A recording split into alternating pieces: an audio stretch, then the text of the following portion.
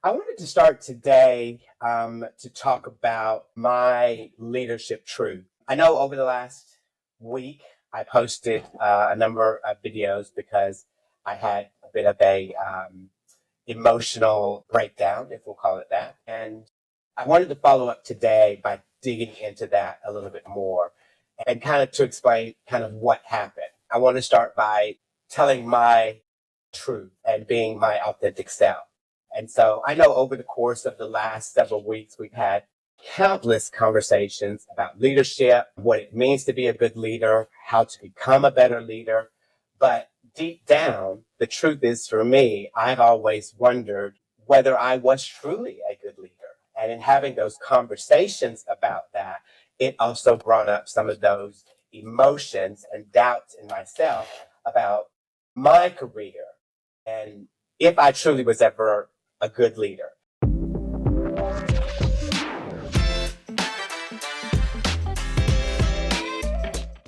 I've led small teams before in my previous job, but after our conversations, I questioned myself.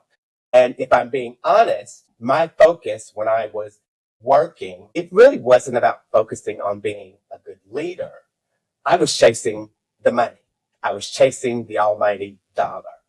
And so a secret that I kind of wanted to reveal today that just only a handful of people know, and also kind of what was weighing heavy on me is that I actually never graduated with my bachelor's degree.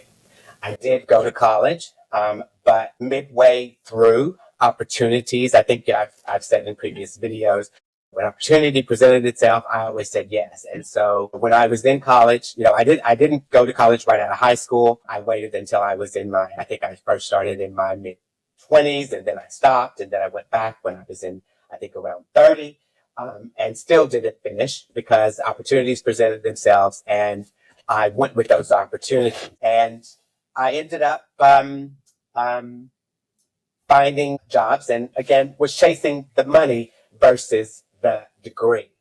And when I finally landed what I thought was kind of like my dream job, I said to myself, well, what's the point of going back to school? I've made it. Like I'm doing what I wanted to do. Like I'm here. I'm in this corporate business world. I'm making the money. And, I even was, my whole goal was is to retire with the previous company that I worked for because I had worked my way so far up and was making the good money.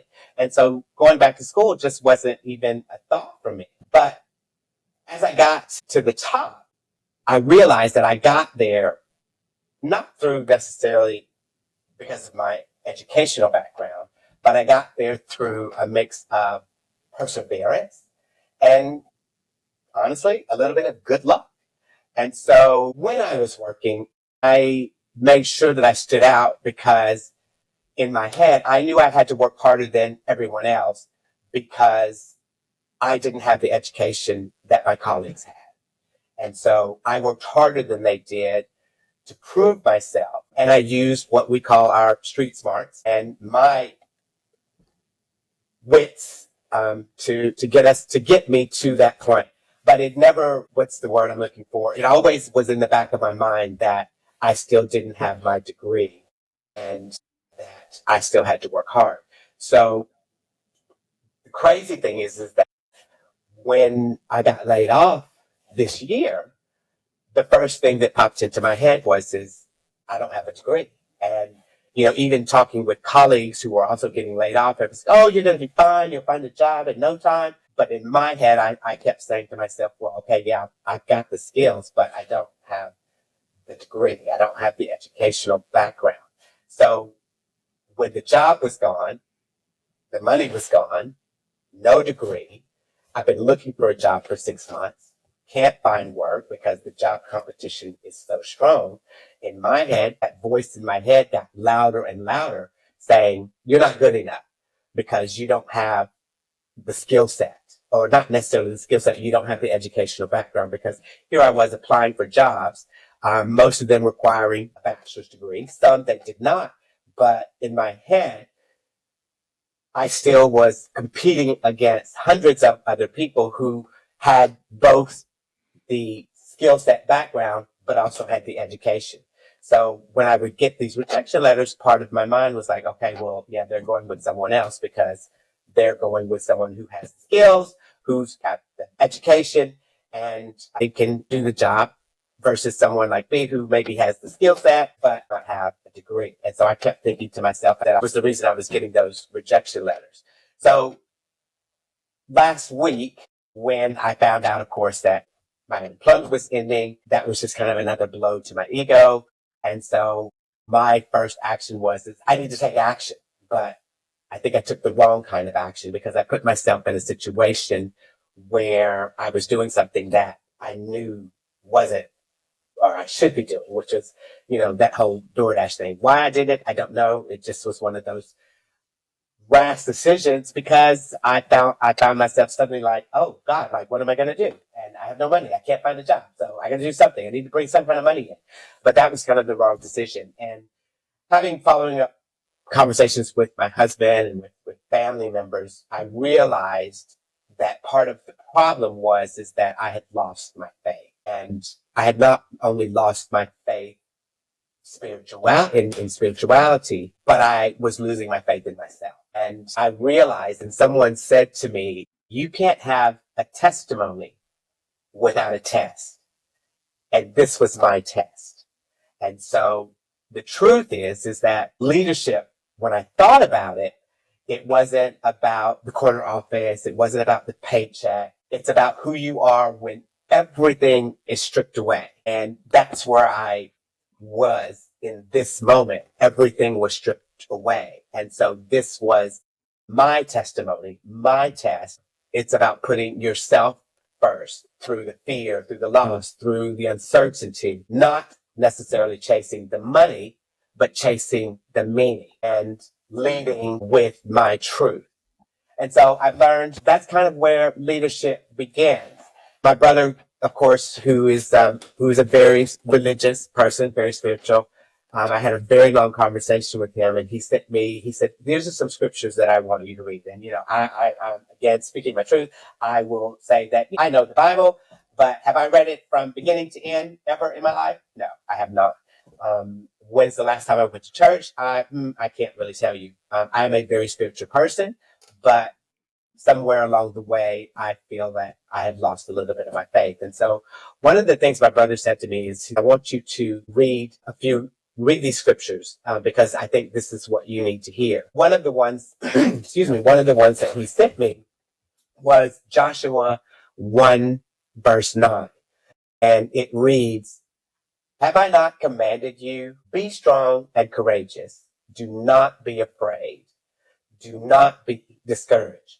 For the Lord your God will be with you wherever you go. And this verse is often cited as a powerful reminder of God's presence and his encouragement, even through times of transition, fear, or uncertainty. And it reminds us that it's part of God's charge to Joshua as he takes on leadership after Moses and reassures that strength and courage are not just personal values, they're responses to God's promise to be with us. And so having read through that and a couple of other scriptures, it kind of started to bring me back out of the hole or that sunken place, I like to call it, if we all remember that movie, Going into the Sunken Place. It kind of started to bring me out of that sunken place because what I truly realized is that even though we've been making this content over the last several months and everything that I've been going through over the last several months, and everything that my partner and I have been going through over the last several months, I realized that part of what I was struggling with was that loss of faith in myself, compounded with all of these notions of, in a word, failure, which I conceived as failure because I had gotten to a certain point in my life. I was making six-figure salary. But then when all of that was gone, I had nothing to fall back on. And so it drove me into a place where I broke down. I mean, that wasn't something that just happened overnight. It was something that happened over the course of time. And so, Khary, the one thing that I wanted to speak to you about was after reading through those scriptures, what is your feedback I know that there are other people that are out there that are like me who possibly find themselves in this situation. So, from your perspective, what advice can you give not only to me, but to others that might find themselves in this situation about how to persevere and how to persevere as a leader, not only within themselves, but within life? Yeah, Ken. So, first of all, I want to just say thank you for sharing your story. And you and I, we text over the weekend, and Yeah. what I shared with you was that one, you are loved. We love you. You are extremely blessed, and it's okay. We're all going to have points in our lives where we are discouraged. We'll have points in our lives where we will question our faith, and and that's okay. One of the things when I was in seminary, one of my professors would tell me is that, Khary, it's okay to question God. It's also very okay to critique God. I said, really? It's okay to do that? He said, yeah, because God can take it. Um, he is almighty. He is all powerful. And so it's okay for us to get in a place where we feel uncertain, where we're not able to see what he has planned, what he has in store for us. And that's okay. Part of being able to lament, cry out, is our relationship with him. It actually supersedes all of that. He loves us so much. He cares for us so much. And crying out and reaching out to him actually strengthens our relationship with him. So, first of all, let me just say thank you for sharing and also being vulnerable in your truth telling. It's okay for us to get discouraged, but I don't want us to stay discouraged. It's not a place that we're going to dwell in. And so I think part of that is speaking out and talking about some of the struggles that we may face, right? And so one of the things that I often remind myself when I'm in the struggling is that God's promise to all of us, and his promises is very simple. He said that he would never leave us nor forsake us. And so even when we're having doubts, when we're unsure, when our faith is in question, remember that, because even when we can't see what he has in store for us and what he has planned for us, that is okay, because we're not supposed to know everything that he has in store for us. And so part of our faith is our doubt. If we had no doubts, there would be no reason for faith. And Very so true. that we just need to make sure that we rely on him, and that we regain our faith through leaning on him through those trying times. The other thing that I would really quickly mention, you talked a lot about the lack of a degree and how that may be a hindrance. I'm often reminded about one of the smartest people I've ever known in my life, who never had a high school diploma, let alone a college degree. And that was my grandma. Mm. And my grandmother was a tremendous woman who had, as you call it, street smarts, but she also had real world smarts. And one of the things that she told me before her passing was, she called me Caro. She said, Caro, you're going to make a great doctor one day. And little did she know, I was in high school at the time, and I had just barely passed organic chemistry. So I was like, you don't know what I know. I ain't going to be no doctor. I'll tell you that right now. But one of the things that God, man, he has a crazy sense of timing and also a crazy sense of humor. Several years when I was crossing the stage and getting my degree in seminary, I heard a voice, and the voice simply told me, "Hey, Khary, you're not done yet." And I knew exactly what he meant, because God was telling me is that I want you to go ahead and get your doctorate. And oftentimes, when I think about the struggles that I'm going through with dissertation or meeting deadlines, I often think about those words that my grandmother spoke to me 30 some odd years ago, and saying that you're going to be a great doctor someday. She never said Wow. medical doctor. She never said you're going to get a PhD. She never said you're going to get an MD. She Yeah. never said you're going to be a Juris Doctor. She said doctor. And God willing, this time next year, I will have my doctorate degree. And I also think about how she spoke life into me when I thought that was off the table. And Yeah. so what Wow, I that's often powerful. think to people about is you never know what the power of words have on you in your life. Good words, bad words, words of encouragement, they all have power. Now, what you choose to do with that power, that's on you. How you approach that that's being spoken onto you and how you choose to develop that power, that's on you. But power in words is something miraculous.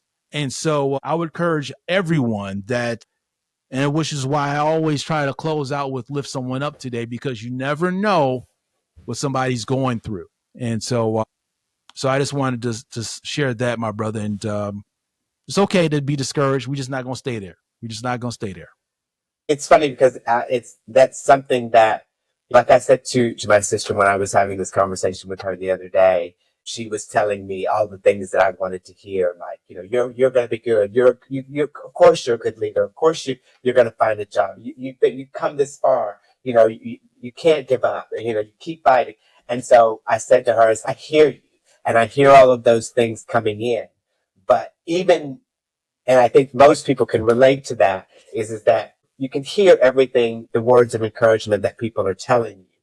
But what they don't hear is the voice that's inside your head that's pushing you into that downward space. I think I mentioned this the other day in the video, is like that little devil that's on your shoulder whispering in your ear telling you you're not good enough. Just as you're getting all of those words, he's saying to you, yeah, you're still not there. You're not good enough. And so for me, I had part of coming out of that sunken place is that I had to quiet the little devil on my shoulder and realize that, okay, yes, I'm in a down space. This is a time of transition. This is my testimony, my test. But then it was going to be, how am I going to get out of it? So, you know, I hear you and I hear everything that everybody says, but I think the ownership is on me to make sure that I have the faith and belief in myself that I can still do this. And I think that that's where, again, like I said at the beginning, I felt like maybe I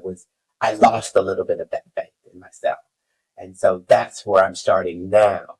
And part of that loss in my faith as well was, I often think, as we were having these conversations before about empowerment, being better leaders, I felt that part of that is that I was still hiding behind what was my truth about being more authentic in talking about these types of discussions about becoming better leaders. And in part of becoming better leaders, becoming better people, and leading not in just what we do in a work life, but leading in our life. And so a promise that I had to make to myself as I was getting some clarity was, I now have to come, and I can't speak on this channel to the audience and to people who want to listen and say things that I don't necessarily believe in myself in terms of that true authenticity. And so I think that that's where I want to try to come from. And I think that that's what's helping me kind of pull out of the sunken place. And just to, I want us to continue these conversations about how to become better leaders and better people. But I felt the need, in this discussion to kind of come to truth with some of the things that, we've talked about in the past, so that people understand and people realize that, they're not in this alone. And I'm sure that there are other people out there that are in the same situation. And so, like I said, my words today are to say that, I can't give up. Failure for me is not an option. And I want to continue to move forward. And through faith and through the encouragement of family and friends, that I can do that. So that's kind of where I wanted to come from today. Yeah, and the other thing I'll just mention is that I think as leaders, there's going to be a time when we all struggle, whether it is faith and believing in yourself, whether it is faith and believing in your team, if there's some sort of obstacle or setback, we all struggle with something. Yeah. I recall a time where I was leading a team, was a fairly new manager, and everybody was older than I was, and I was trying to provide them with some leadership and expertise and strategy, and they were just looking at me like, "Kid, you just wet behind the ears. You still smell like Similac, you know." And so we all struggle with something as leaders. We do. But the cool thing is being able to embrace that struggle and say, you know what? That was kind of whack. I probably shouldn't have done that. I Yeah. probably shouldn't have talked to them like that. I probably should not have second guessed this person.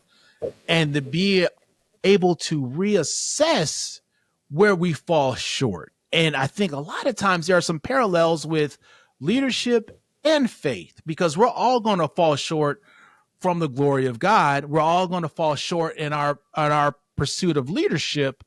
But the great thing is that we can pick ourselves up, dust ourselves off again, and go back. And so I think the great thing about that is being honest with ourselves, That part. figuring out where we have room for improvement, and then also set forth a plan of how you're going to meet those goals and bridge that gap. Very Yes. similar to what you would do with your faith. You know, we talk about what you're going to do in terms of regaining that faith. Well, the first part of that is acceptance and saying, "Hey, I haven't done what I'm supposed to do. You know, I haven't been going to church. I've been reading the Bible." And then once you realize, hey, I own that. I'm accountable to that. So realizing that, and then you start to plan forward on how to get better. Same thing with leadership. And so we all struggle, we all fall short, but the first step is being able to accept it, assess where you are, and figure out how to address those needs. Yeah, thank you, Khary. That's again words of encouragement that I needed to hear. I think that other people also need to hear as well. And Yeah, so I want us to continue as we move forward. We are going to continue to have these conversations about leadership and how to excel in life, how to keep our faith as we do that. So I encourage our audience to stick with us, because we are going to continue to have very powerful conversations on this. And, as I said before, these conversations are going to come from a place of authenticity, and a place of truth. And so that's right. we'll end there. We'll end there, and we'll say, I'll say to our audience, if any of this story, my story, resonated with you, remember that your worth isn't defined by your title. It's not defined by a paycheck that you receive. And it's also not defined by your degrees. It's defined by how you show up when no one's watching and everything feels uncertain. So if you're in that place right now, wondering if you're good enough, no matter where you are, keep leading, because that's where true leadership is born. Thank you to our audience for listening. I hope that some of what we said today inspires you to live your truth. Drop a comment. Let us know, what struggles you're going through. What is your truth? And what are you doing to bounce back from that? Thank you all for listening today. We certainly appreciate you joining us. Drop a comment, drop a like, subscribe. And Khary, I want you to lead us out with your end quote, because I love that so much. So we will end on you giving us that final words to lift us up. Thank you, my brother. I appreciate you. And I would always encourage everybody to lead with love, laugh with grace, and lift someone up today. We appreciate y'all. Thanks for listening. Ciao. See you on the next one.